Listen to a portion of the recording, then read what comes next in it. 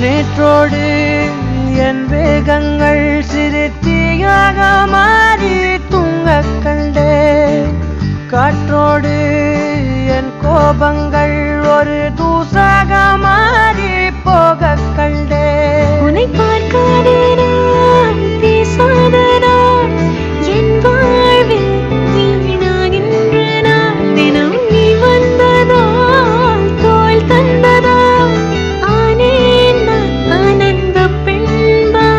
உயிரே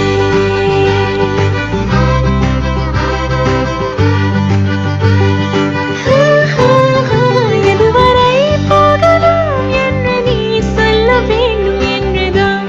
விடாமல் கேட்கிறேன் நீ முத்தங்கள் மட்டுமே போதும் என்று சொல்வதால் தொடாமல் போகிறேன் உன்